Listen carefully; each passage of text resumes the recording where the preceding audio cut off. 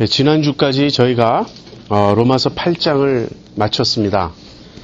그래서 오늘 9장으로 들어가기 전에 로마서 1장부터 8장까지 내용을 좀 간단히 복습하려고 합니다. 1장부터 8장까지의 내용을 1시간 동안 공부한다는 것은 거의 불가능하기 때문에 자세하게 하지 못하고요. 요점만 다시 한번 이렇게 짚어가면서 복습하도록 하겠습니다. 여러분이 시험을 치르신다면, 학교 다닐 때 시험을 치르신다면 마지막 순간에 하는 일은 뭐죠? 요점 정리죠. 오늘 그 요점 정리의 시간입니다. 그래서 여기에서 다루어진 내용만큼은 이건 필수적으로 꼭 기억하고 알아야 될 내용이에요. 이거보다 더 많은 내용이 로마서 1장부터 8장에 담겨 있지만 그 세세한 것까지는 우리가 다 기억을 못한다 할지라도 오늘 다루는 이 내용만큼은 여러분이 꼭 기억하셔야 됩니다. 1장 1절부터 17절은 먼저 서론인데요. 서론을 복음이라는 관점에서 한번 핵심을 찾아보겠습니다. 서론에서 바울은 자기 자신을 사도라고 소개하는데 사도의 가장 중요한 임무는 복음을 전하는 것이에요. 그래서 바울은 자기가 사도로서 복음을 전한다고 말하면서 그 복음에 대해서 잠깐 설명을 하고요. 그 다음에 이제 이 서신의 수신자들이 로마의 그리스도인들인데 그들을 방문하기 원한다 이렇게 말하면서 방문하고 싶은 그 목적은 이유는 역시 그들에게 가서 또 복음을 나누고 전하고 싶은 것이죠. 그래서 복음에 대한 설명을 두 번 바울이 합니다. 한 번은 자기 자신, 사도로서의 자기 자신과 관련해서 설명하는데 이때는 복음을 그리스도에 대한 소식으로 소개해요. 그리고 두 번째는 이제 수신자들과 관련해서 또 복음을 다시 한번 언급하는데 이 복음은 이때는 구원에 대한 소식으로 설명을 합니다. 복음이 무엇이냐 이렇게 누군가가 묻는다면 예수 믿고 구원 얻는다는 소식이다. 이렇게 대답하면 충분하다고 생각합니다. 예수 믿고 구원 얻는다는 소식이다. 그렇다면 복음의 두 핵심 요소는 예수님과 구원이겠죠. 그래서 먼저 예수님에 대해서 어떻게 설명하는지 그리고 구원에 대해서 어떻게 설명하는지 차례대로 보겠습니다. 여기 제가 복음하고 1번 그리스도에 관한 소식 그리고는 3, 4절이라고 썼는데요. 2절부터 4절입니다. 2절부터 4절 제가 성경을 읽겠습니다. 이 복음은 하나님이 선지자들로 말미암아 그의 아들에 관하여 성경에 미리 약속하신 것이라. 이 아들로 말하면 육신으로는 다윗의 혈통에서 나셨고 성결의 영으로는 죽은 가운데서 부활하여 능력으로 하나님의 아들로 인정되셨으니 곧 우리 주 예수 그리스도시니라. 이 복음은 구약에 미리 하나님이 다 약속해 놓으신 것이다. 복음은 새로운 것이 아니라는 거예요. 여러분이 갈라디아서를 읽어보면 갈라디아서에서는 하나님이 아브라함에게 복음을 말씀하셨다. 복음을 전하셨다. 그렇게 말하고 있습니다. 그래서 복음은 구약에부터 나오고 있는 것이에요. 근데 구약에서부터 약속한 것인데 특별히 그분의 아들, 하나님의 아들 예수님에 대해서 예언한 내용입니다. 그리고선 이 예수님을 설명합니다. 이 예수님의 두 상태에 대해서 설명해요. 거기 육신으로는 이 말은요.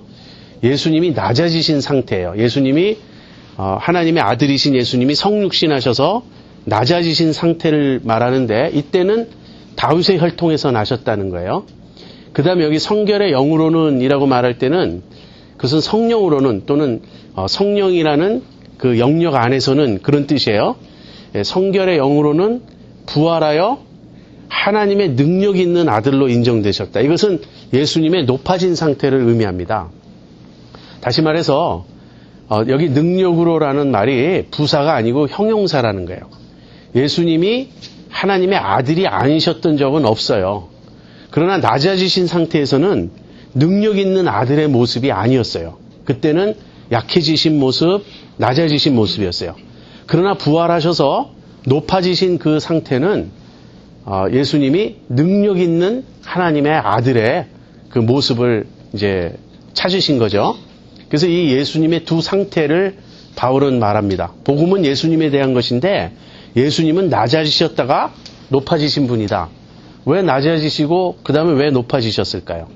낮아지심의 핵심은 십자가고요. 그 다음에 높아지심의 핵심은 부활입니다.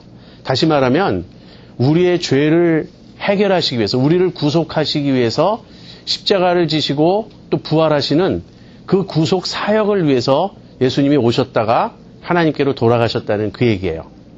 그 다음에 16, 17절을 같이 보죠. 16, 17절.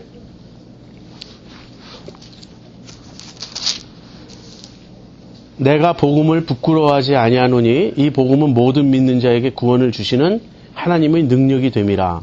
첫째는 유대인에게요 또한 헬라인에게로다.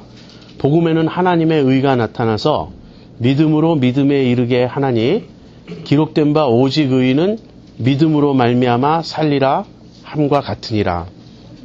복음은 그리스도에 대한 소식이면서 동시에 구원의 소식입니다. 그리스도께서 우리에게 구원을 베푸신다는 소식이에요.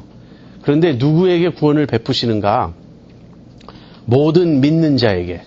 여기서 모든 믿는 자는 그리스도를 믿는 자를 말합니다. 복음을 믿는 자, 이 복음을 통해서 예수님을 받아들이는 자, 이 모든 믿는 자에게 하나님께서 구원을 베푸신다는 거예요. 복음을 통해서. 그러면서 복음에는 하나님의 의가 나타났다 이렇게 말합니다. 복음에 하나님의 의가 나타났다는 말은 무슨 말일까요?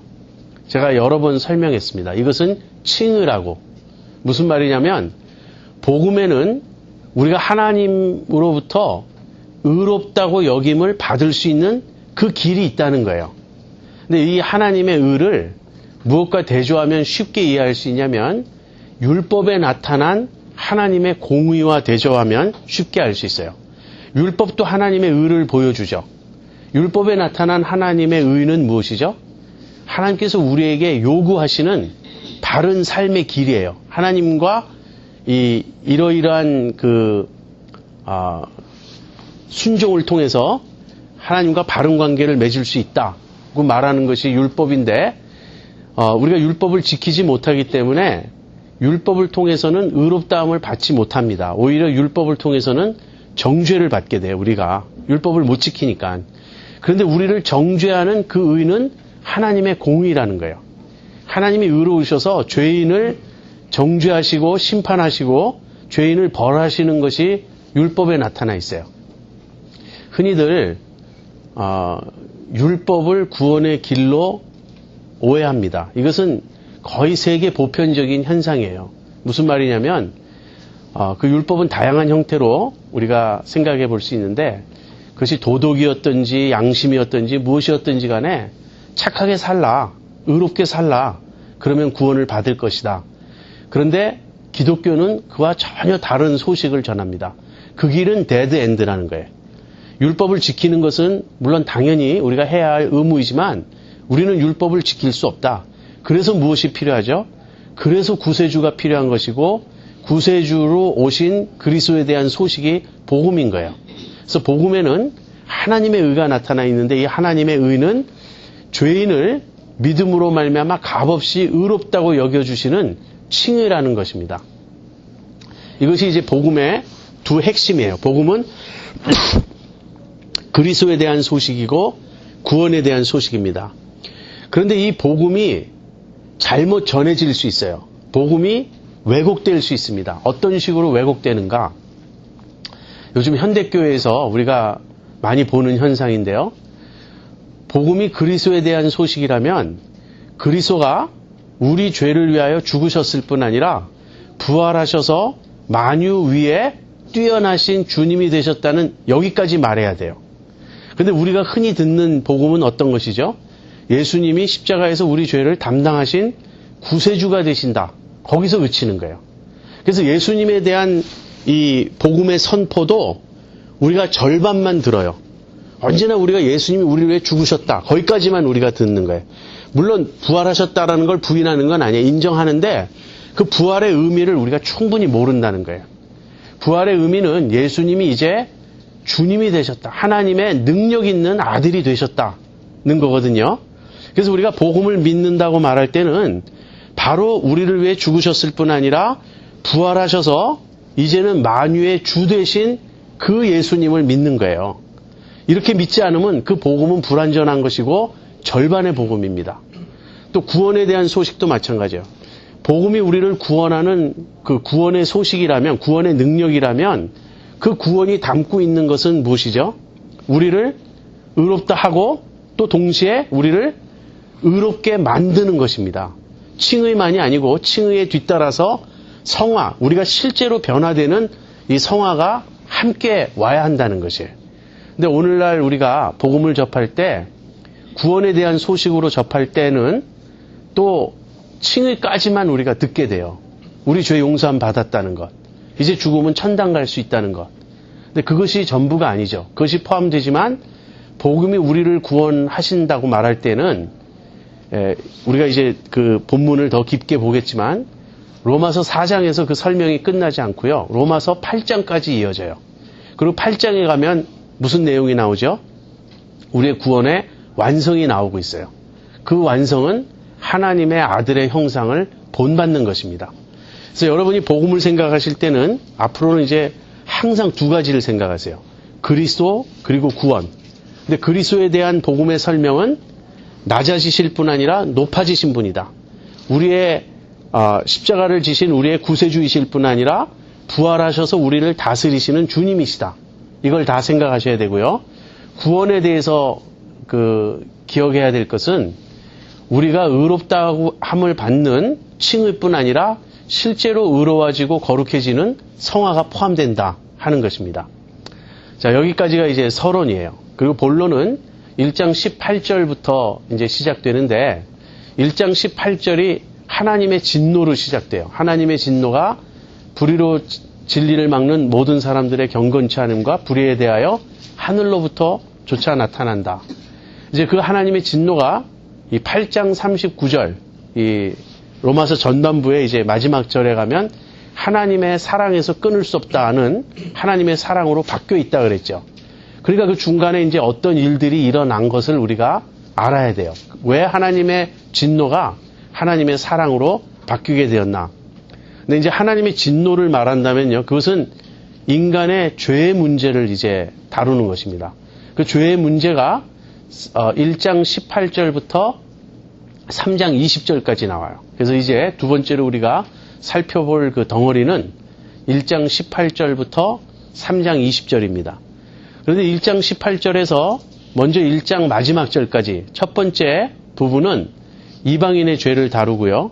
그 다음 2장 1절부터 16절은, 그러니까 2장 1절부터 2장 16절은 이방인이든 유대인이든 구별 없이 소위 말하는 도덕주의자들의 죄를 다룹니다. 그리고 2장 17절부터 3장 8절까지는 유대인의 죄를 다루고요. 마지막으로 3장 9절부터 20절까지는 온 인류의 죄를 다룹니다. 이렇게 바울이 차곡차곡 한 부류 한 부류를 이렇게 그 실상, 죄의 실상을 드러냄으로써 마지막으로는 결론적으로 모든 사람이 죄인이다 하는 그 점에 도달합니다. 근데 이제 이방인의 죄를 논할 때요, 바울이 무슨 말로 시작하냐면 모든 사람이 하나님을 알고 있다는 말로 시작해요. 창세전부터 하나님의 보이지 아니하는 것들, 곧 하나님의 영원하신 능력과 신성이 그 만드신 만물에 분명히 보여 알게 된다. 무슨 말입니까? 이 창조 세계를 보면 누구나 하나님을 알 수 있다는 거예요. 근데 이제 인간이 타락합니다. 네, 인간의 그 타락 과정을 어떻게 요약하냐면 처음부터 인간이 하나님을 몰라서 할 수 없었다. 이게 아니고 처음부터 인간은 하나님을 알았습니다. 근데 하나님을 알았음에도 불구하고 타락하게 되는데 그 이유는 첫 번째는요, 하나님을 인정하지 않은 거예요. 하나님을 알았음에도 불구하고 하나님을 하나님으로 인정하지 않은 것. 하나님을 하나님 대접하지 않은 것입니다. 거기 그 21절에 이런 말씀이 있어요. 하나님을 알되 하나님으로 영화롭게도 아니하며 감사치도 아니하고, 이것이 하나님을 인정하지 않는 거예요. 하나님을 거부하는 것입니다. 그러자 그 다음에는 어떤 상태로 떨어지게 되냐면 하나님을 모르는 상태가 됐어요. 처음엔 하나님을 아는 데서 출발했는데 자기가 아는 하나님 지식을 조차 하나님을 섬기지 않자 이제는 미련해지고요. 인간이 하나님에 대한 지식을 상실하게 되었습니다. 그래서 뭐라고 말하냐면요, 오히려 그 생각이 허망하여지며 미련한 마음이 어두워졌나니 스스로 지혜 있다 하나 우준하게 되어. 인간 그 내면 깊은 곳에 그 종교성은 남아 있습니다. 그렇지만 인간이 그 종교성으로 이제 더듬어 찾게 된 대상은 참 하나님이 아니에요. 이제는 거짓 하나님이에요. 왜냐하면 참 하나님에 대한 지식을 상실했으니까. 그래서 결국 마지막으로 떨어지는, 마지막으로 전락하는 그 타락의 단계는 무엇이냐면 거짓 하나님을 섬기는 것. 그것을 성경은 우상 숭배라고 말하죠. 그래서 23절에 썩어지지 아니하는 하나님의 영광을 썩어질 사람과 금수와 버러지 형상의 우상으로 바꾸었느니라. 이것은 전 역사를 통해서 확인될 수 있는 모습입니다. 모든 문화, 모든 시대에서 반복되는 현상이에요. 사람들이 하나님을 거부함으로써 미련해지고 그 다음에 결국 거짓 하나님을 섬기게 되는 이런 모습. 그렇지만 아까도 말씀드린 대로 거짓 하나님을 섬긴다는 데서 드러나는 것은 무엇이냐면 인간 안에 하나님으로만 채울 수 있는 그 어떤 공간이 남아있다는 거예요. 그래서 이것을 우리가 종교성이라고 말할 수 있습니다. 이 종교성은 아직도 모든 인류에게서 그대로 드러나는 현상이죠. 그런데 그 종교성이 자연적인 힘으로 그 종교성만을 좇아서 참 하나님을 발견할 수 없다는 거예요. 그래서 이제 칼 바르트 같은 신학자는 인간의 종교를 철저하게 타락한 것으로, 인간의 종교를 철저한 죄로 그렇게 보기도 합니다. 물론 우리는 이제 일반 은총이라는 그런 차원이 있기 때문에 비기독교, 다른 타종교라 할지라도 거기에 좋은 점들이 어느 정도 있을 수 있다고 인정합니다. 그러나 궁극적으로 하나님을 알 수가 없어요. 그것은 우상 숭배에 지나지 않게 됩니다. 자, 인간이 이렇게 타락하자 하나님이 그에 대해서 어떻게 반응하시죠? 하나님이 진노하세요. 이제 타락한 인류에 대해서 하나님이 진노하시는데 그 진노는 현재로서는 어떻게 나타나고 있냐면 내어버려 두심으로 나타나요. 그걸 좀 어려운 말로 유기라 그럽니다. 유기, 내어버려 두신다. 언제까지 내어버려 두실까요? 최후의 심판 때까지. 하나님이 이제 최후의 심판 때는 이제 모든 것을 이제 정리하십니다. 그러나 그때까지는 하나님이 지금 내어버려 두고 계세요. 근데 내어버려 두시는 그 과정도 몇 단계가 있습니다. 처음에는 그 마음의 정욕대로 내어버려 두신다. 그렇게 말하고 있어요. 정욕대로 내어버려 둔다는 말은요. 인간은 몸도 있고 그 다음에 영혼도 있잖아요. 그래서 몸은 다른 동물들과 같이 통하는, 자연과 통하는 부분이고 우리의 영혼은 하나님과 통하는 부분입니다. 하나님께서 내어버려 두시자 인간이 동물적 본능을 쫓아가는데 아주 몰두하게 되었어요.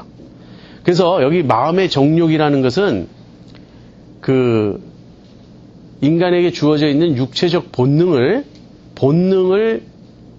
우상시하는 그런 모습입니다. 빌립보서 3장 같은 데 가보면요. 저희의 신은 배요, 그 말이 나와요. 그러니까 자기의 배를 하나님으로 삼는다. 무슨 말이죠? 식도락에 빠져서 그냥 쾌락주의로 가고 있다. 그 말이에요. 그래서 이렇게 마음의 정욕대로 내어버려 두시는데 이 정욕은 제일 이제 두드러진 그 정욕은 성욕이겠죠. 인간이 성적으로 이렇게 막 타락해가는 그 모습입니다. 그래서 처음에 정욕에 내어버려 두신 것이 더 타락하게 되면 어느 상태로 가냐면 부끄러운 욕심으로 변질되게 됩니다. 그래서 여러 이제 바울이 여기서 지적하는 건 동성애고요. 여러 변태 성욕이나 성도착증이나 그런 아주 극심한 이런 타락으로 빠져 들어가게 되죠.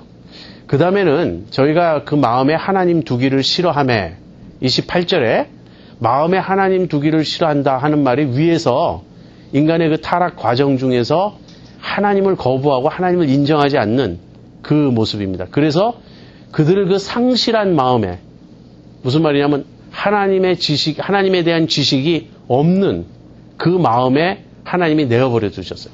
인간이 하나님을 아는 지식을 자기 속에 갖기를 원하지 않았어요.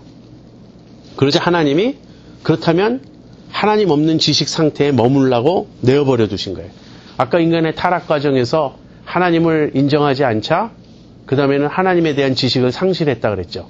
지금 그 상태를 묘사하고 있는 것입니다. 그래서 인간이 상실한 마음에 내어버려 두시자 하나님이 어떻게 됩니까? 온갖 악과 불의를 행하게 되죠. 그것이 이제 인간의 타락 과정입니다. 이것을 제가 이방인의 그 죄에 대한 설명으로 여러분에게 말씀드렸는데, 이제 유대인들은 이방인과 조금 달라요. 왜 다르냐면 유대인들은 특별 계시를 받았기 때문에. 그러나 이제 유대인으로 넘어가기 전에 한 부류를 더 말해야 되겠습니다. 이 부류는 누구냐면 소위 말하는 도덕주의자들이에요. 이 도덕주의자들은 바울이 말하는 이런 내용에 동의하면서 나도 그렇게 생각한다. 물론 이제 성경이 하나님을 믿는 건 아니겠지만 나도 그 인간의 도덕적 타락 그리고 신들에 대한 그 경건함을 잃어버린 이 타락한 세대에 대해서 나도 당신과 마찬가지로 참 속상해하고 한탄하고 있다. 이런 도덕주의자들이 있을 거예요. 바울 당시에는 스토아 철학자들이 바로 그런 사람들이라고 여러분에게 말씀드렸습니다. 참고로 그 왜 한국에서는 고등학생 때인가요? 그 마르쿠스 아우렐리우스라고 하는 그 로마의 황제의 그 명상록 그런 거 많이 읽지 않습니까? 그 마르쿠스 아우렐리우스라고 하는 그 황제가 스토아 철학자로 아주 유명한 대표적인 철학자예요. 근데 우리 기독교 역사에서 보면 기독교를 가장 박해했던 몇 황제 중에 한 사람입니다. 근데 여러분이 그런 명상록이나 뭐 그 키케로가 쓴 그런 키케로입니까? 세네카 같은 철학자가 쓴 글을 읽어보면 참 고상하고 좋습니다. 마치 꼭 동양의 고전, 논어나 그런 걸 읽는 느낌이 들어요. 읽으면서 맞아, 그래야지 우리가 그렇게 하게 됩니다. 근데 문제는 바울이 지적하는 문제는 뭐냐면 남을 판단하는 사람들이 자신들의 높은 이상과 도덕률을 자랑하지만 문제는 그들도 같은 일을 행한다는 거예요. 이상이 높다고 깨끗하게 살지 못한다는 거예요. 남을 판단하고 남을 정죄하는 그 일을 바로 자기 자신들이 행하고 있다는 것입니다. 그래서 이제 이 두 번째 도덕주의자들의 문제는 무엇이냐면 남을 판단하면서 같은 일을 행하고요. 그 같은 일을, 그러니까 남을 판단하는 그 판단으로 자기가 자기를 스스로 정죄하고 있다는 거예요. 그러면서 바울이 이 로마서 2장 그 전반부에서 더욱 중요한 것은 우리들이 서로 판단하는 것이 아니고 하나님이 판단하시는 것이다. 이런 말을 합니다. 그것이 하나님의 판단이에요. 여러분이 성경 전체를 통해서 하나님의 심판에 대해 가장 자세한 가르침을 주는 본문을 찾는다면 바로 이 로마서 2장 전반부예요. 계시록에 나오는 그 백보자 심판이나 또 마태복음 25장에 그 양과 염소의 비유나 이런 데도 다 심판에 대한 가르침이 나오지만 가장 체계적인 가르침이 여기에 있습니다. 그래서 여기 있는 그 가르침을요, 조금 정리해 보면 이렇습니다. 이 판단은 하나님의 판단, 하나님의 심판이에요. 그래서 이 판단의 주관자는 하나님이십니다. 그런데 하나님이 예수 그리스도를 통해서 판단하신다, 심판하신다. 바울은 그렇게 말했어요. 복음서에서도 보면은 예수님이 요한복음에 그 내가 인자됨을 인하여 아버지께서 심판하는 권세를 나에게 주셨다. 그 말씀을 하십니다. 그래서 여러분 마지막 날 심판대 앞에 우리가 설 때 심판대에 앉아 계실 분이 누구죠? 예수님이에요. 예수님이 하나님의 대리인으로서 이 심판을 이제 집행하십니다. 그렇다면 이 심판의 성격은 무엇인가? 많은 사람들이 이 점에 있어서 이제 불만이 많습니다. 그들의 불만은 하나님의 심판이 불공평할 것이라는 거예요. 마치 하나님이 불의하게 우리를 심판하시기라도 하신 양 사람들은 불평을 말합니다. 그런데 그것에 대해서 걱정할 필요 없어요. 하나님의 판단은 진리대로 된다. 무슨 말이냐면 참된 심판이다. 모든 실상을 다 고려하시고 실상이 드러나서 심판을 하신다는 거예요. 그리고 의로운 심판이고요. 그 다음에는 사람을 차별함이 없습니다. 다시 말하면 공정한 심판이라는 거예요. 그래서 하나님의 심판은 참되고 의롭고 공정할 것이니까 전혀 걱정할 필요가 없고요. 그 다음에 그 심판의 대상은 모든 사람이면서 또 동시에 각 사람이에요. 그러니까 모든 사람이 심판을 받는데 단체로 심판받지 않고요. 그러면 조금 위로가 될지 모르겠지만 각 사람이 심판을 받습니다. 그럼 그 심판의 내용은 뭔가? 제가 여기 행위라고 적었는데요. 이 행위 안에는 각 사람의 은밀한 것이 포함돼요. 그러니까 행위가 몸으로 이렇게 겉으로 행한 어떤 일만을 말하는 게 아니고요. 우리의 내면의 깊은 곳에 그 숨어져 있는, 숨겨져 있는 은밀한 것까지. 근데 이 은밀한 건 어느 정도 은밀하냐면 나도 몰랐던 내 실상이 있다는 거예요. 그것을 숨은 동기라고 말합니다. 우리 속 깊은 곳에 나도 스스로 속고 있는 숨은 동기가 있어요. 무슨 말이냐면 나는 의식 속에서는 내가 바르고 깨끗하고 양심적으로 행한다. 이렇게 합리화하고 정당화할지 모르지만 내 속 깊은 곳에 숨은 동기는 내가 이기적이고 자기 욕심을 추구하고 그럴 수 있다는 거야, 얼마든지. 그래서 그 모든 것이 드러납니다. 근데 여기 심판의 그 내용이 행위라는 점에 여러분 주목하세요. 그리스도인들도 행위로 심판을 받습니다. 꼭 그것을 기억하세요. 그렇지만 그리스도인이 행위로 심판받는다라고 말할 때 그 행위는 우리에게 믿음이 있는가를 드러내는 행위예요. 완벽한 행위를 말씀하시는 게 아닙니다. 우리는 율법의 행위로는 의롭다함을 받을 육체가 없기 때문에 그런 의미에서의 행위가 아니고 내가 예수님을 정말 참으로 믿는가. 근데 여기 그 예수님을 참으로 믿는 사람에 대한 묘사가 어떻게 되어 있냐면요. 참고 선을 행하면서 영광과 존귀와 썩지 아니할 것을 구하는 것이라고 말하고 있어요. 우리의 삶이 전체적으로 믿음이 있다면 우리는 참고 선을 행하며 영광과 존귀와 썩지 아니할 것을 구하는 그런 삶의 모습이 드러날 것입니다. 어쨌든 우리의 행위 자체가 하나하나 엄격하게 심판받는다는 것이 아니고요. 우리의 행위가 우리의 믿음을 증명해줘요. 그래서 그런 믿음이 있는 사람은 어떻게 되죠? 의롭다함을 받는 것이죠. 그래서 그 결과는 한쪽은 영생입니다. 그리고 다른 한쪽은 노와 분으로 하시리라. 영생과 반대되는 하나님의 진노를 받게 될 것입니다. 그리고 마지막으로 이 심판의 기준은 무엇인가? 유대인에게는 율법이고 이방인에게는 양심이라고. 그 마음에 새겨진 법이라고 바울이 그렇게 말합니다.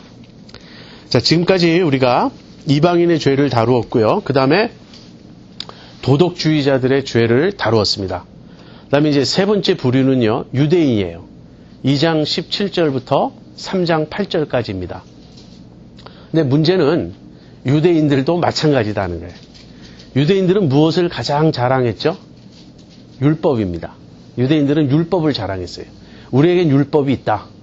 그런데 유대인들은 율법을 자랑하고 또 율법을 가르치고 어리석은 자의 훈도요, 그 선생이요, 그 소경의 인도자요, 이렇게 자처했지만 문제는 유대인들도 율법을 범하는 자들이었다. 율법을 어긴다는 점에서 마찬가지였다 하는 것입니다. 유대인들이 율법을 어겼다는 말은 무슨 뜻일까요? 바울 같은 사람은 율법의 의로는 내가 흠이 없다. 그렇게 말했거든요. 그래서 율법의 외적, 문자적 준수만으로 말씀하는 게 아니고 율법의 정신이라는 그 차원에서 말하는 것입니다. 바리새인들은 자기들이 그 모든 정결 규례며 안식일 규례며 율법의 그 문자적 조항은 다 지켰다고 생각했어요. 근데 예수님이 산상수훈에서 어떻게 말씀하셨죠? 행위로서의 살인이 문제가 아니다. 마음의 형제를 미워하는 것이 문제다. 행위로서의 간음이 문제가 아니고 마음의 음욕을 품는 그것이 문제다. 그래서 예수님이 율법의 차원을 외적인 문자적인 차원에서 그 내면적 정신의 차원, 마음의 차원으로 율법의 본 의도를 밝히셨습니다. 바로 그 율법의 본 의도에 비추어 볼 때 유대인들도 똑같다는 거예요. 율법을 못 지키고 그들도 역시 죄 가운데 있다는 것입니다. 그래서 이제 유대인들이 율법을 못 지키는 게 문제고요. 그렇다면 할례는 어떻게 되는가? 유대인들의 이제 두 번째 자랑은 할례입니다. 다시 말하면 나는 아브라함의 자손으로 태어났다 하는 그 혈통에 대한 자랑이에요. 근데 바울은 여기서 혁명적인 발언을 합니다. 율법을 지키면 할례가 효력이 있고 율법을 지키지 않으면 할례가 무할례나 다름없다. 그래서 유대인에 대한 바울의 결론은 표면적 유대인이 유대인이 아니요 내면적 유대인이 참 유대인이며 할례는 육체에 할 것이 아니고 마음에 할 것이다. 이렇게 말했습니다. 표면적 유대인이란 혈통적 유대인, 육체로 난 유대인을 말합니다. 육체로 태어났다 그래서 하나님 앞에 참 유대인이 아니다. 내면적 유대인, 즉 마음에서부터 참 유대인이 되어야 되는데 마음의 참 유대인은 마음에 할례 받는 거죠. 그래서 이 중심의 문제를 다룹니다. 결론은 어쨌든 유대인도 죄인이라는 거예요. 그래서 이제 3장 9절부터 20절에서 이 모든 인류가 다 죄 아래 있다는 결론을 내립니다. 근데 여기서 죄에 대해서 바울이 세 가지를 설명합니다. 먼저 그 죄의 본질에 죄란 무엇인가? 죄란 그 깊은 본질에서는 불경건이다.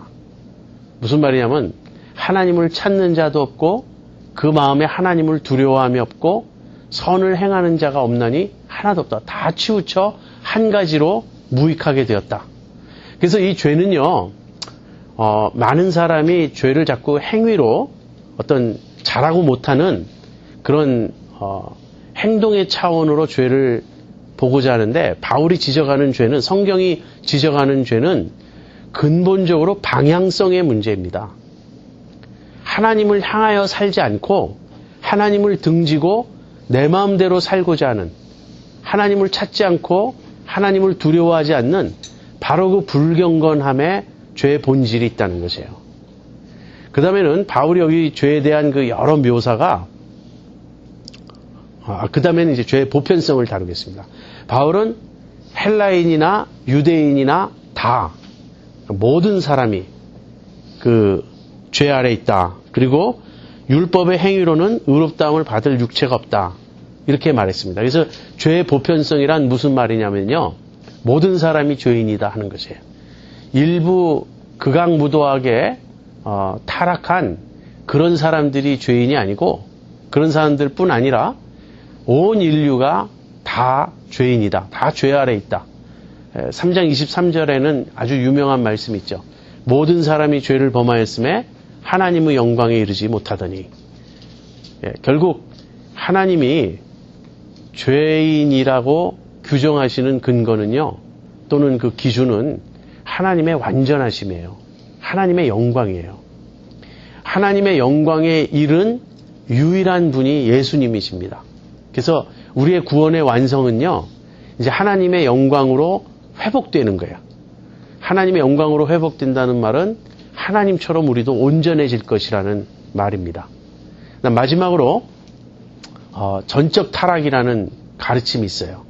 바울은 여기서 그 인간의 죄를 묘사할 때요. 이 생각의 차원, 어떤 그 의지의 차원, 그 다음에 그 혀로 짓는 죄, 언어의 죄, 그 다음엔 그 피 흘리는데 발이 그 발은 피 흘리는데 빠르다. 뭐 이런 식으로 해서 행동의 죄. 이렇게 다양하게 죄를 묘사하고 있습니다.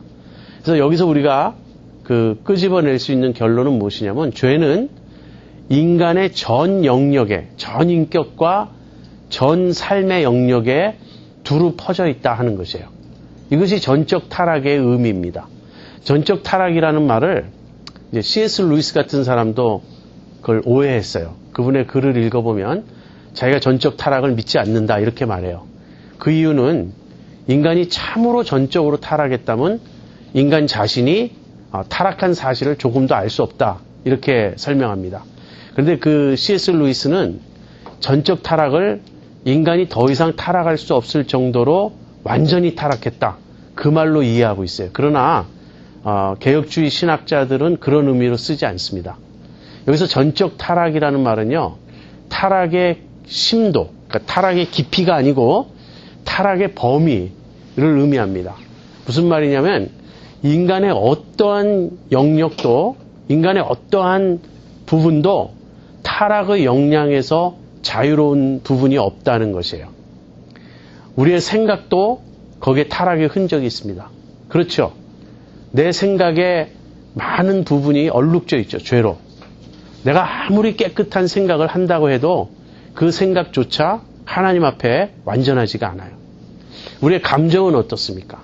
우리의 감정은 우리의 그 내면의 깊은 곳에 있는 삐뚤어진 그 심성을 그대로 반영해요. 남이 잘 안 되면 같이 슬퍼해 줘야 되는데 남이 안 될 때 우리 마음에 기뻐하는 사람이 있다고요. 기뻐하는 사람이 있다 이러니까 또 나는 아니다 이럴 사람이 있는지 모르는데 다 그렇다고요. 사실 다 남이 잘 되면 이상하게 배가 아픈 거예요. 오죽하면 사돈입니까? 사촌입니까? 사촌? 사돈? 예. 저도 그 옛날에 알았었는데 사돈이 땅을 사면 배가 아프다 그러잖아요. 예? 그건 사촌이에요? 아무튼 사돈이 땅을 사도 배가 아프고 사촌이 땅을 사도 배가 아파요. 우리는 그런가 하면 남이 잘 되면 배가 아프고요. 남이 안 되면 뭐 그 경우는 조금 더 나은 것 같아요. 보통 불쌍한 사람은 진심으로 동정하는데 그럼에도 또 내가 어려움 당하는 만큼은 동정하지 않죠. 우리는. 아무튼 우리는 감정도 타락했어요. 우리의 감정이 언제 어떻게 반응하는가를 유심히 살펴보면 정말 이기적입니다. 우리의 생각, 우리의 의지, 우리의 행동, 우리의 언어, 어느 것 하나 타락의 흔적이 없는 곳이 없다는 거예요. 그것이 전적 타락의 의미입니다. 그래서 인간은 한마디로 하나님의 기준에 도달하지 못하고 있다. 모든 인간은 죄인이며 그 율법의 행위로는 의롭다함을 받을 육체가 없다. 그것이 결론입니다. 자, 이제 그 죄에 대한 바울의 설명이 끝나고요. 그럼 이제 어떻게 해야 되는가? 희망이 있는가? 이제부터 좋은 소식이 등장합니다. 그래서 3장 21절에 이제는 이라고 시작하는데 제가 거기 그러나라는 말이 포함되어야 한다고 말씀드렸죠. 그러나 이제는. 그리고 이 두 단어가 그러나 이제는이라는 이 두 단어처럼 기쁜 소식은 없다고. 이 죄의 암흑에서부터 죄의 어떤 절망과 죄의 그 심연에서부터 새로운 빛이 비추는 그 전환이에요. 3장 21절부터. 3장 21절부터 이제 4장 25절까지 이제 칭의에 대해서 바울이 설명합니다. 그러니까 구원을 일단 먼저 칭의로 설명해요. 하나님 앞에 의롭다함을 받는 것으로. 그래서 이제 3장 21절에서 마지막 절까지는 이신칭의의 교리를 이제 자세히 설명하고요. 그 다음에 4장에서는 그 이신칭의의 예로서 아브라함을 이제 설명합니다. 3장 21절부터 31절에 바울이 이신칭의를 이렇게 설명합니다. 먼저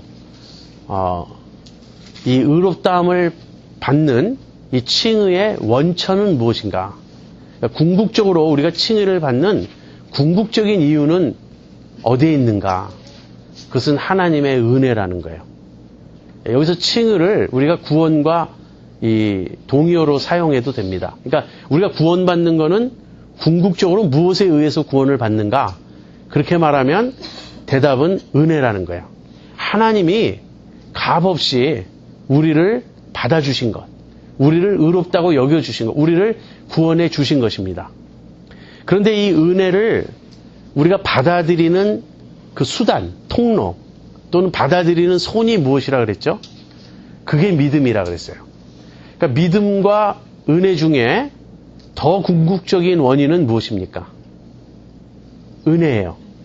믿음은 그 도구적인 것입니다. 믿음은 그 은혜를 받아들이는 통로가 되는 거예요. 그래서 우리가 믿음으로 구원 얻는다라는 말이 틀린 건 아니지만 그때의 믿음은 항상 괄호하고 은혜를 포함하고 있어요. 은혜로 구원 얻는다라는 그 말입니다. 또 뒤집어서 말해도 됩니다.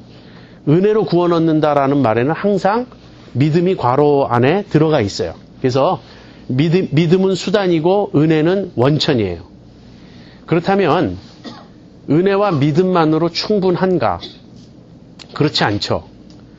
우리의 그 죄를 해결할 수 있는 어떤 근거가 있어야 돼요.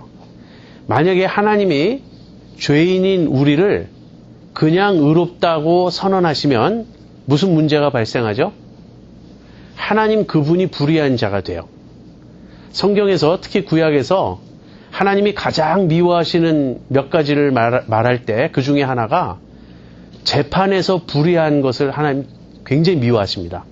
그래서 악을 선하다 하고 선을 악하다 하는 자는 저주받을지어다, 이런 말이 구약에 많이 나옵니다.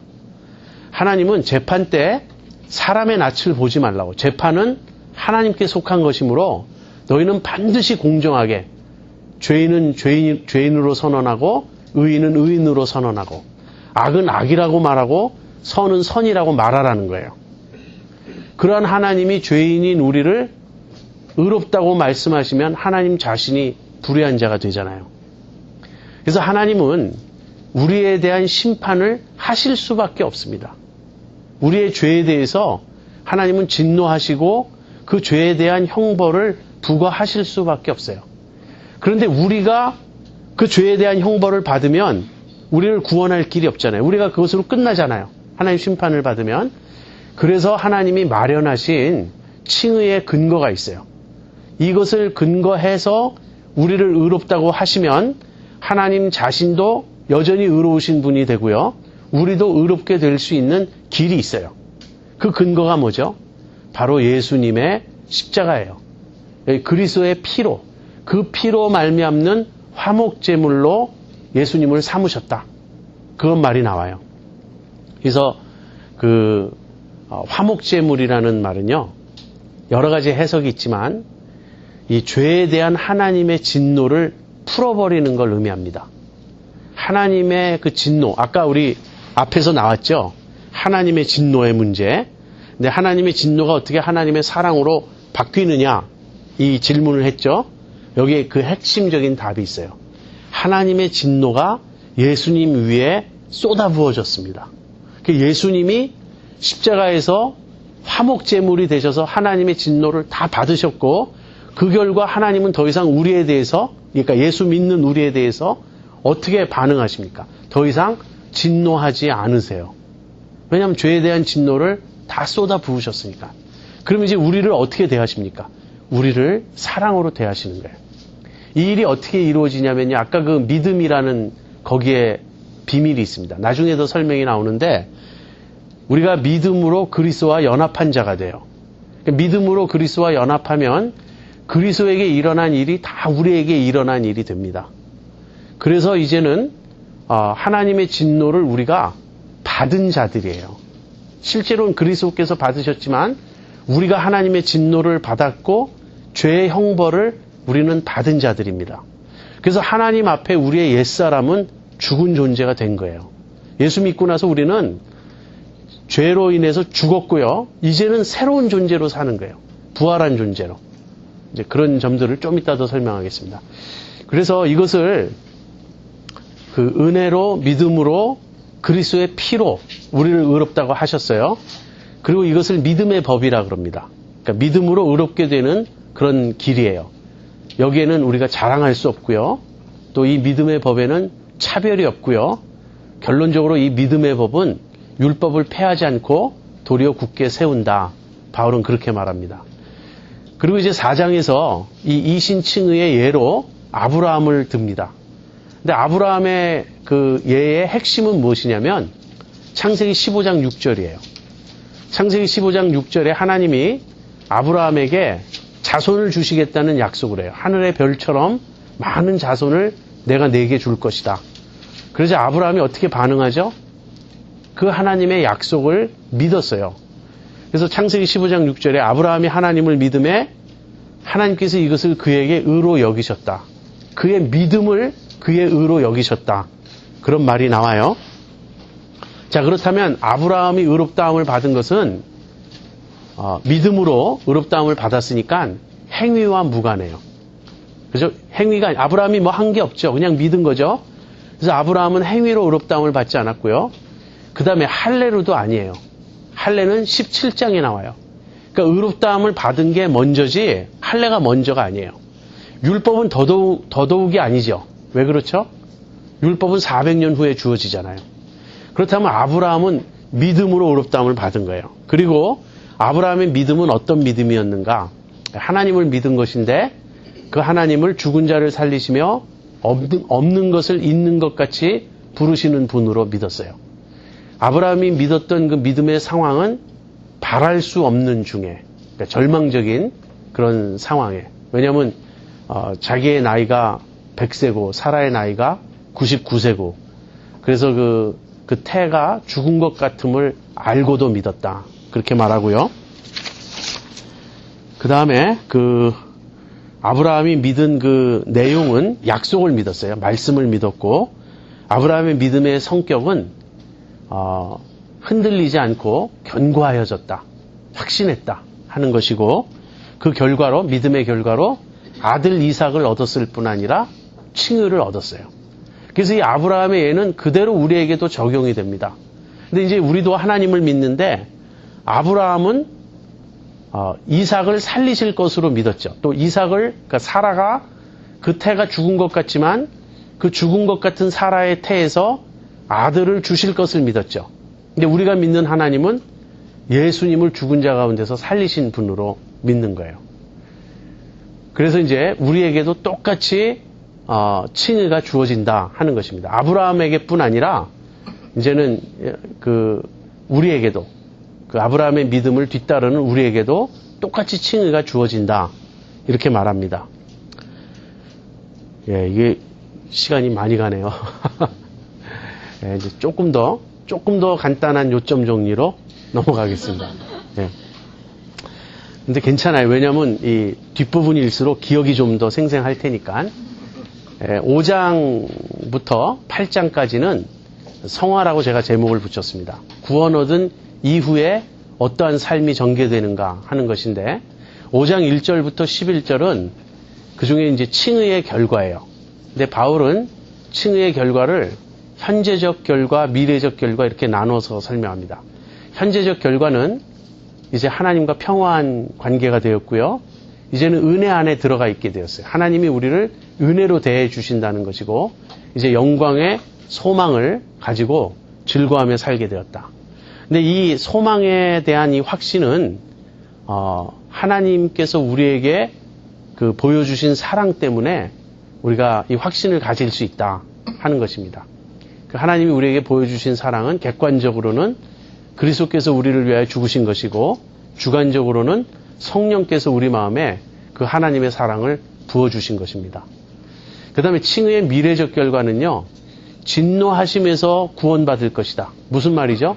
심판을 가리키는 겁니다. 심판 때 우리가 진노함에서 구원받을 것이다. 그 다음에는 더욱이 그의 살으심을 인하여 구원을 받을 것이다 라는 말은 우리에게 영생의 소망이 있음을 보여줍니다. 그래서 칭의의 전천후 결과는요, 즐거워하는 것이에요. 여기 즐거워한다는 말이 3번 나옵니다. 그래서 영광의 소망 안에서 즐거워하고, 환난 중에도 즐거워하고, 그 다음에 하나님 안에서 즐거워한다. 3번 나와요. 그 다음에 이제 5장 12절부터 5장 마지막 절까지는 아담과 그리스도를 이제 대조해서 이제 설명합니다. 다시 한번 이 구원을 설명하는데, 아담 안에는 무엇이 있냐면 죄와 사망이 있어요. 그런데 그리스도 안으로 넘어오면 그 죄가 더 이상 정죄가 아니고 의가 돼요. 칭의가 되고, 사망이 생명으로 바뀌고, 그 다음에는 그리스도 안에는 의가 왕노릇합니다. 이제 그러한 변화가 일어나요. 근데 거기서 이제 지적해야 될 가장 중요한 핵심은 아담 안에서 우리의 운명이에요. 우리는 모두 아담의 후손으로 태어나죠. 그래서 아담 안에 있었습니다. 예수 믿기 전에는 우리는 다 아담 안에 있었어요. 근데 아담 안에 있다는 말은 우리가 아담과 하나라는 말이에요. 아담 안에 우리가 다 포함되어 있어요. 그래서 아담의 범죄는 곧 우리의 범죄가 되고요. 아담이 갖고 있는 죄의 책임은 곧 우리가 갖고 있는 죄의 책임이 되고, 아담에게 일어난 타락은 우리에게 일어난 타락이 됩니다. 이 점을 꼭 기억하세요. 왜 이것이 중요한가? 이것이 성경적 구원론의 근거예요. 성경적 구원론은 연대성을 통한 구원론입니다. 우리의 타락도 아담과의 연대로 인해서 온 것이라면 우리의 구원도 그리스도와의 연대, 그리스도와의 하나됨을 통해서 온다는 거예요. 그래서 우리가 아담 안에서 타락한 것처럼 그리스도 안에서 새로운 생명을 얻게 되었다. 의롭게 되었다. 바울은 그렇게 말합니다. 그러면서 그리스도 안에 있는 것들을 설명할 때 은혜라는 말이 나왔어요. 이제는 은혜가 왕노릇한다. 은혜가 왕노릇한다는 말이 무슨 말이죠? 우리가 그리스도 안에 있으면 은혜의 지배를 받아요. 그 말은 다시는 우리에게 정죄가 없다는 말입니다. 하나님이 다시는 우리를 율법으로 대하지 않으신다는 말이에요. 그래서 은혜라는 말이 나오면 이제 오해가 생기게 됩니다. 그렇죠? 제가 지금 다시는 정죄가 없다고 그러고 더 이상 율법으로 우리를 대하지 않고 은혜로 대하신다고 말하면 무슨 오해가 생기죠? 그러면 항상 죄를 지어도 되겠네요 하는 그 오해가 생긴다는 거예요. 거기에 대해서 바울은 그렇지 않다는 것을 두 가지로 설명합니다. 6장에서 6장 전반부는 세례를 가지고 설명해요. 우리가 세례를 받았다라는 말은 그리스도와 연합했다는 말이에요. 근데 우리가 그리스도와 연합하면 무슨 일이 우리에게 벌어지냐면 그리스도의 죽음이 내 죽음이 되고 그 다음에 그리스도의 장사되심이 나의 장사됨이 되고 그리스도의 부활이 나의 부활이 됩니다. 그리스도와 내가 공동 운명이 되는 거예요. 그렇기 때문에 그리스도와 연합하여 세례받은 우리는 그리스도와 함께 죽었는데 그 죽음은 죄에 대한 죽음이었어요. 다시 말해서 왜 우리가 은혜 안에 있지만 죄를 지을 수 없냐면 우리는 죄에 대해서 죽었기 때문이다 라고 말하는 겁니다. 이 죄에 대해서 죽었다라는 말은 죄의 형벌을 받았으므로 더 이상 죄가 우리에게 어떤 것도 요구하고 주장할 것이 없다. 다시 말하면 정죄로부터 자유롭게 되었다 하는 말이에요. 우리의 신분이 바뀐 겁니다. 이것을 그래서 그 죄에 대해서 죽을 때 우리의 옛사람이 죽은 거예요. 죄인이었던 내가 죽은 거예요. 그 다음에 그리스도께서 다시 살아나심과 함께 우리도 새로운 사람으로 살아났어요. 이제 하나님 보시기에 우리는 새 사람이라는 거예요. 근데 우리 안에 옛사람은 죽었지만 우리 안에 옛 성품은 남아있죠. 죄성은. 그래서 이제 새 사람 된 우리는 이 죄성대로 살면 안 돼요. 더 이상. 이제는 죄의 몸이 멸하여 다시는 우리가 죄에게 종노릇하지 않게 하려고 우리를 바꿔주신 거예요. 그래서 이제 이 세례라는 관점에서 볼 때 우린 죄에 대하여 죽었고 죄로부터 벗어났기 때문에 이제는 다시는 죄를 지음으로 죄의 종이 되어서는 안 된다 하는 것입니다. 그 다음에 두 번째는 회심으로서 이 점을 또 설명해요. 우리에게 실제로 어떤 변화가 일어났다는 거예요. 실제로 어떤 변화가 일어났냐면 우리가 우리에게 전해 주신 그 교훈의 본을 제가 다른 말로 복음이라고 말씀드렸죠. 복음을 듣고 믿음으로써 우리가 죄의 종이었던 우리가 죄에게서 해방되어 의의 종이 되었다. 바울이 그렇게 말합니다. 여기서 죄에게서 해방되어 의의 종이 되었다라는 말은요. 우리 안에 실제 변화가 일어났는데 내가 죄의 종이었다는 말은 예수 믿기 전에 죄에 사로잡혀 있었다라는 말이에요. 그런데 예수님을 믿을 때 우리가 중생할 때 회심할 때 하나님이 우리 안에 새로운 성품, 새로운 마음, 새로운 영을 주셨어요. 그래서 우리가 어떻게 변화되냐면 죄에게서 해방되었습니다. 이게 죄로부터 벗어난 거예요. 죄로부터 빠져나온 거예요. 죄로부터 벗어나기 때문에 무엇이 가능해지죠? 회개가 가능해지는 거예요. 내가 죄인이었다는 그 사실을 깨닫게 되고 죄가 얼마나 악하고 죄악된 것인지를 보고 깨닫게 돼요. 그래서 죄를 회개하게 된 것이고 그 다음에 우리가 의에게 종이 되었다라는 말은 하나님께서 우리에게 성령님을 주셔서 그 성령의 지배를 받으면서 우리가 이제는 순종하고 싶은 마음을 갖게 되었다 하는 거예요. 우리가 항상 순종하는가? 그렇진 않아요, 물론. 우리가 다시는 죄를 짓지 않는가? 그렇진 않아요. 왜냐하면 우리 안에 여전히 옛성품이 남아서. 그렇지만 옛성품이 우리의 본성이 아니에요, 더 이상. 예수 믿고 중생한 사람, 회심한 사람은 그 마음의 가장 근본 바탕이, 본성이 의에게 종이 되어 있는 그런 모습입니다. 순종하고 싶고 그리스도의 주되심을 인정하고 이제는 하나님 뜻대로 살고자 하는 그 마음의 변화가 일어난 거예요. 그래서 이것이 일어나지 않았다면 어떻게 되는 겁니까? 아직 그리스도인이 아니에요. 아직 중생하지 않은 거예요. 그래서 세례는 우리의 신분의 변화라면 회심은 우리의 상태의 변화예요. 예수 믿음은 실제 변화가 일어나는가? 일어나요. 어떻게 일어나는가? 신분만 바뀌는 게 아니라 우리의 내면적인 상태가 바뀝니다. 우리는 옛성품이 여전히 남아있지만 예전에는 그 옛성품 죄가 나를 사로잡고 나를 지배하고 있었다면 이제는 벗어난 거예요. 물론 옛성품은 아직도 우리 안에 남아있습니다. 근데 우리 안에 어디에 남아있다고 말하죠? 우리의 이 몸, 우리의 이 죽을 몸, 이 연약한 몸을 통해서 육신이 역사한다. 이제 7장에 가서 그 얘기를 합니다. 그래서 이제 시간이 없으니까 빨리 7장으로 넘어가겠어요. 6장에서는 세례와 회심을 통해서, 세례는 우리의 바뀌어진 신분, 회심은 우리 안에 일어난 실제적 변화, 이런 걸 통해서 우리가 죄를 짓는다는 그것은 불가능하다가 아니고 unthinkable, 도대체 생각할 수조차 없다. 그것은 도대체 말이 되질 않는다. 그런 이야기예요. 자, 그러면 우리가 앞부분에서 은혜 아래 있다. 죄 아래 있지 않고, 그러니까 율법 아래 있지 않고 은혜 아래 있다고 말했는데 7장에서는 이제 율법의 문제를 다룹니다. 그래서 율법에 대해서 앞부분에서는 일단 우리가 율법에 대해 죽었다는 거예요.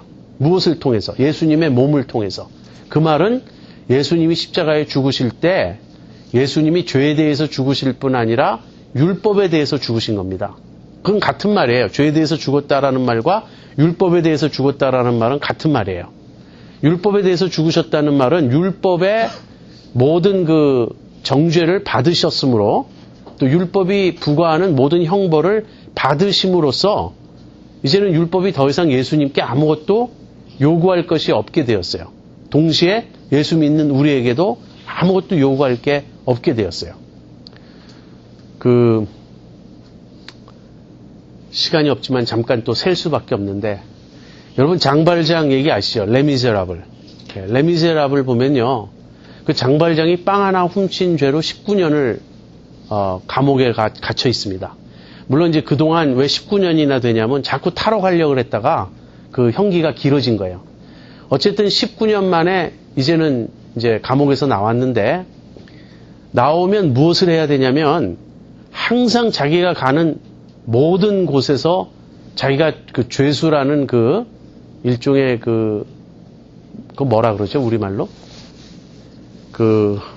있잖아요. 왜 죄수를 항상 증명하는 주민등록증에 뭐 빨간불 쳐졌다는 그런 거.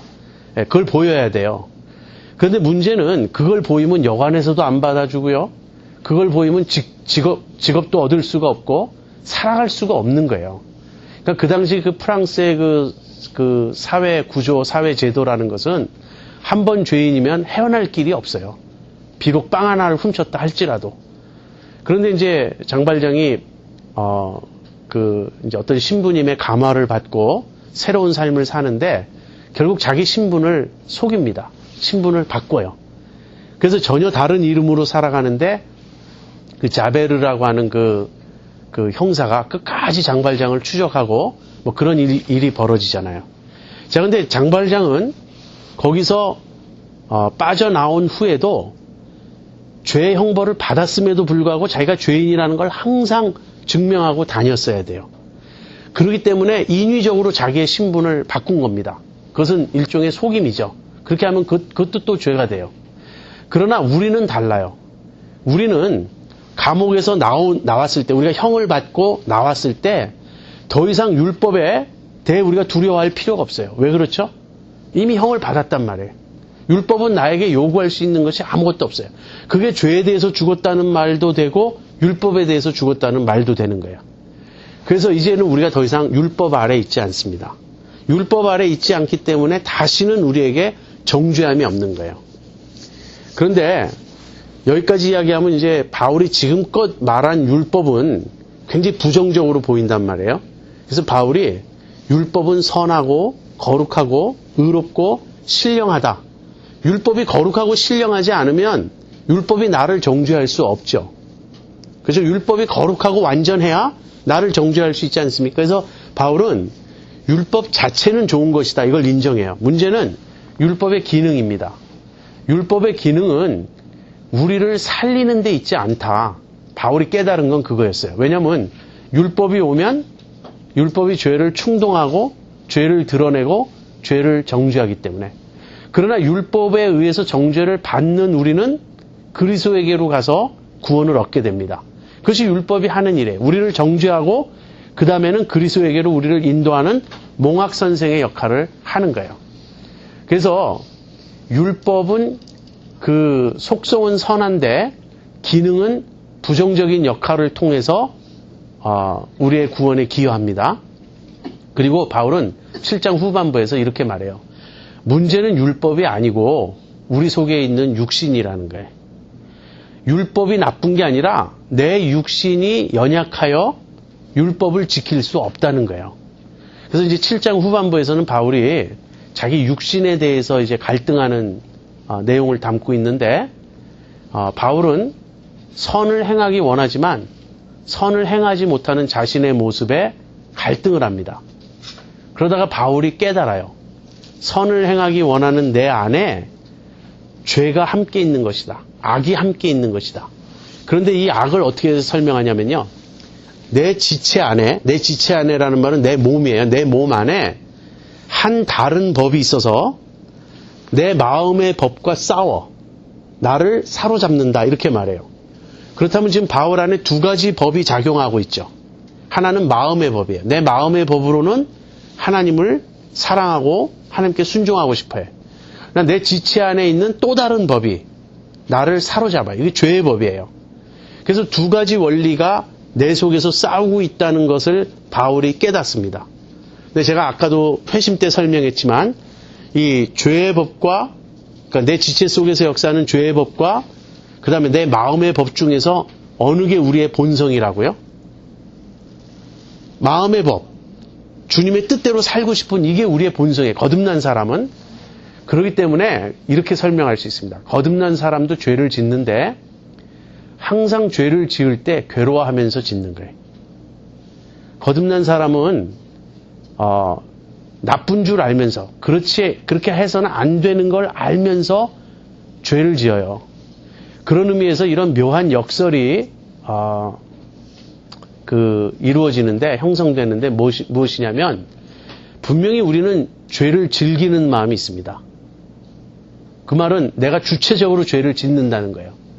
그런데 내가 주체적으로 죄를 지으면서도 뭔가 내가 원하지 않는 것을 사로잡혀서 행하는 그 느낌이 우리 안에 동시에 있어요.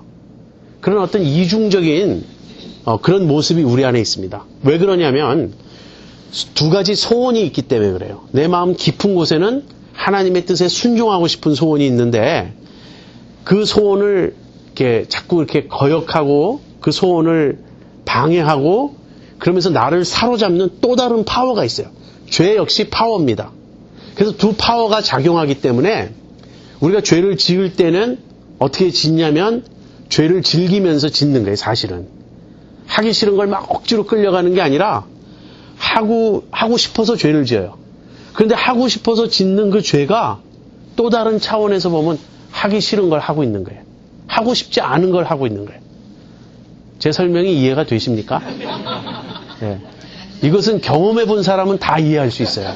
정말 그렇다고. 네. 어쩜 그렇게 잘하냐고. 왜냐하면 경험해 봤으니까. 그렇죠? 그래서 바울이 그런 그 육신으로 인한 갈등을 설명하면서 뭐라고 탄식하죠? 오라 나는 공고한 사람이로다. 이 사망의 몸에서 누가 나를 건져내라. 근데 이 사망의 몸은요. 결국 이 사망의 몸, 이 우리의 이 죽을 육신이에요. 이 육신이 이 몸이 구속을 받을 때, 그때가 언제죠? 부활할 때. 이 몸이 부활할 때 비로소 우리는 우리 안에 있는 육신, 옛성품, 죄의 법으로부터 완전히 자유롭게 될 것입니다. 이것은 이 세상 살아가는 동안 성령의 인도를 받아서 경험하는 승리의 차원이 아니에요. 승리의 차원은 사실은 7장과 8장이 함께 가는 거예요. 바울은 지금 7장에서 패배하고 있고 8장에서 승리한다가 아니고 동시에 승리하면서 동시에 그 죄의 그 세력을 느끼면서 애통해하면서 탄식하면서 이 두 가지가 함께 가는 거예요. 궁극적인 구원은 우리의 몸의 구속, 부활 때 일어나는 것입니다. 자, 그래서 우리 안에 아까 그 육신이 작용하는데 육신보다 더 밑에 본바탕은 하나님께 순종하고 싶은 마음이라 그랬죠.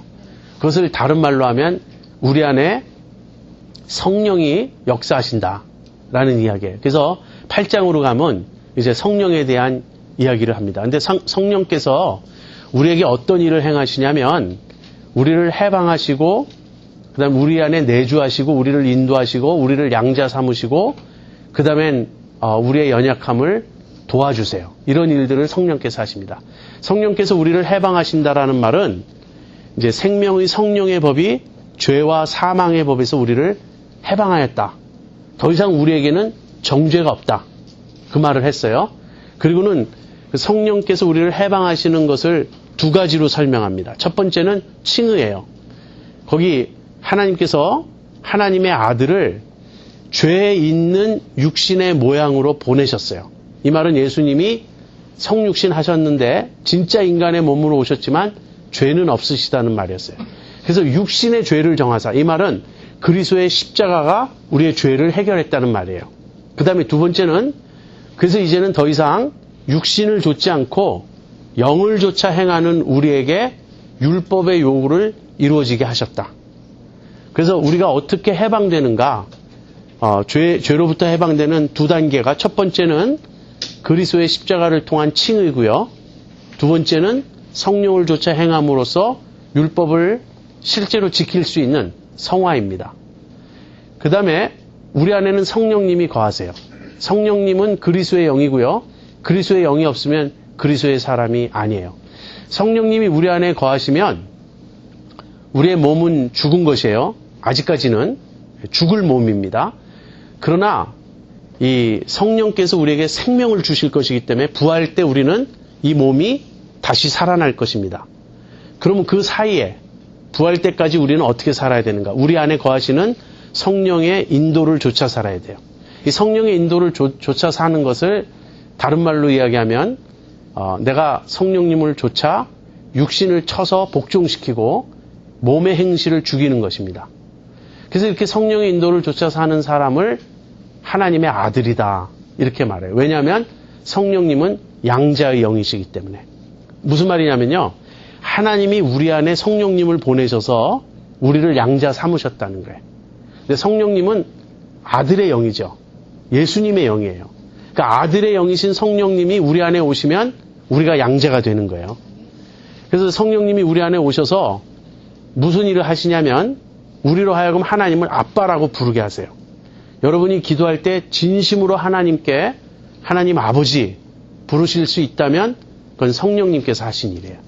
그 다음에 성령님께서 친히 우리 영과 더불어 우리가 하나님의 자녀인 것을 증거하십니다. 근데 저는 이 말을 우리로 하여금 하나님을 찾게 하는 그것이 바로 성령님이 하시는 일이다. 그런 뜻이라고 저는 이해를 했습니다. 그래서 성령님은 우리를 해방하시고 우리 안에 내주하시고 우리를 인도하시고 우리를 양자 삼으시고 그 다음에는 우리를 고난 가운데서 우리를 도우십니다. 우리가 이제 양자가 되었다는 말, 하나님의 자녀가 되었다는 말은 하나님의 후사, 상속자가 되었다는 말인데 우리가 이제 장차 영광을 상속받게 될 것입니다. 그러나 이 세상에서는 고난을 통과해야 되는데 이 고난은 모든 피조물이 함께 겪고 있는 것이에요. 그러면 우리의 고난은 언제 끝이 나는가? 우리의 몸의 구속, 부활 때 끝이 납니다. 그러나 그때까지는 우리가 고난을 통과하는데 성령께서 말할 수 없는 영광스러운 탄식으로 우리를 위하여 기도해 주십니다. 말할 수 없는 영광스러운 탄식. 제가 지금 딴 생각하면서 말했어요. 말할 수 없는 탄식으로 우리를 위하여 성령님께서 간구해 주십니다. 자, 이제 마지막으로 이제 구원의 완성이에요. 이런 성화의 과정을 겪어서 결국 우리는 어디에 도달하는가? 영화에 도달합니다. 거기 구원의 그 5단계 예지, 예정, 소명, 칭의, 영화가 나오죠. 근데 그때 그 예정에 이런 말이 들어가 있어요. 하나님이 미리 아신 자들로 그 아들의 형상을 본받게 하시려고 미리 정하셨으니, 다시 말하면 우리의 구원의 궁극적인 목적은 예수님의 형상을 본받는 것입니다. 그리고 그것이 우리의 현재적 삶에서는 모든 것이 합력하여 선을 이룬다라는 그 말의 의미예요. 여기서의 선은 예수님의 형상을 본받는 것입니다. 그래서 결국 우리를 택하신 하나님이 우리의 구원을 완성하셔서 우리를 영화롭게 하실 것입니다. 그 다음 마지막 로마서 8장 31절부터 39절까지 바울은 구원의 확신을 노래해요. 그 5개의 질문이 있는데, 누가 우리를 대적하리요? 누가 우리를 송사하리요? 누가 우리를 정죄하리요? 누가 우리를 하나님의 사랑에서 끊으리요? 그 질문들은 전부 대답이 아무도 그럴 수 없다 하는 것이에요. 완전한 구원입니다. 그리고 그 중에 하나 질문이 빠져 있는데요. 그건 뭐냐면, 자기 아들을 아끼지 아니하시고 우리 모든 사람을 위하여 내어주시니가 어찌 그 아들과 함께 우리에게 모든 것을 은사로 주지 아니하시겠느냐. 여기서 모든 것은 우리의 구원에 필요한 모든 것입니다. 다시 말하면 우리의 구원을 완전하게 이루어 주실 것이다 하는 말입니다. 그래서 드디어 맨 마지막에 하나님의 사랑에까지 우리가 도달했어요. 어떻게? 그리스도 안에서. 그래서 하나님의 진노가 하나님의 사랑으로 바뀌는 이 복음을 우리가 이제 한번 훑어보았습니다. 시간이 많이 지났는데 아까도 말씀드린 것처럼 요점 정리입니다. 이 정도는 여러분이 다 기억하고 계셔야 돼요. 기도하고 마치겠습니다.